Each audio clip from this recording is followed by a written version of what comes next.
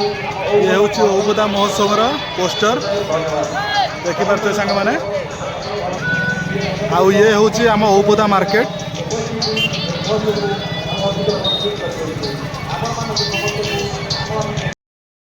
जय जगन्नाथ सांग मैंने आशा करछि आपण माने सब भलर थे। आज आउ एक ब्लॉग को आपण मानक स्वागत। आज मु आपण मानक बुले नेबी औपदा महोत्सव को। औपदा आम पाख मार्केट सेठी बर्तमान 3-4 दिन धरी महोत्सव लगी रहिबो। चलतु आपण मानक आज बुले नेबी राति 11 पप्पू पम्पम आसबे आउ चलतु आपण मानक बुले नेबी औपदा महोत्सव को। किंतु बर्तमान मु आसी बाहानगा मो भौणी घर को। देखंतु किभली एटिकार जगह लोकेशन। ये हूँ हाईवे बालेश्वर बारिपदा को जावाई। आईटा हूँ मो ओपार घर ता बाड़ी रे देखो केते सुंदर सुंदर गछ अच्छी। एटा हूँ चिकू गछ देखो किभली भाव चिकू धरी देखु। गेलु पाठ पढ़ुची मो भाणीजी भल चित्र आंके कर दियो हाई कर दियो तो समस्त देखुं। हाँ समस्ते पचार ये झीटा किए मु कहने बारिकपुर हाटर तक पाइचु। औपदा महोत्सव देखो किभली भाव सजा सब पछपटे बैकग्राउंड लुक देखो केवल आप सुंदर है देखो।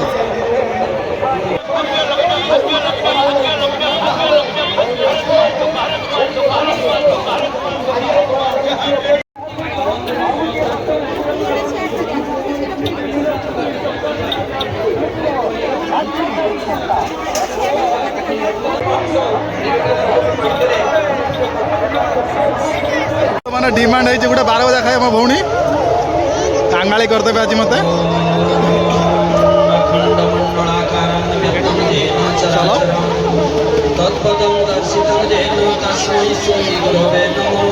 भाई टे पार्टी बुड़ा करियो पार्टी बुड़ा टे करियो।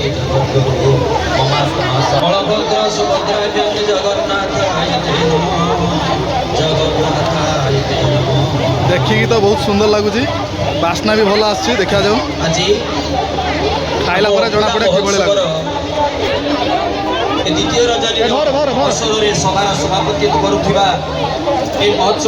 भिड़ प्रबल मात्रा है। बारंबार कहूँ घर को फेरी जा कि मो कथा कहीं शुणु ना।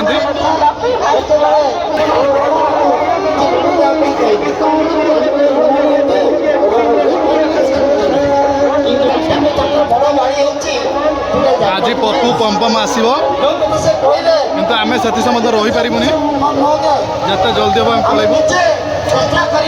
देखिपार किभली भाव में प्रबल भिड़ लगी रही। मत आज मो दे मो भणजा आज फूल करदे आ पाखरे पैसा ना जो देखुं एटा किणमु सेटा किणमु। अंचल एक उत्सव एक भाईचारा बांटापी एक महोत्सव करा जाउछि। पुणी थे समस्त कर्मकर्ता मानक आम कमिटी तरफ पुणी थे धन्यवाद दूसरी।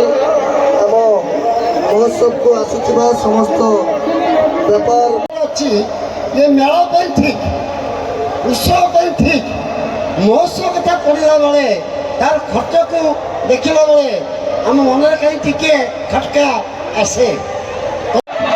बर्तमान मो दे ठाकुर किसी किणुची बासन कुसन ये हूँ औपदा महोत्सव किसी दृश्य। बर्तमान दिजन भर बार्गेनिंग चली देखा जाऊ।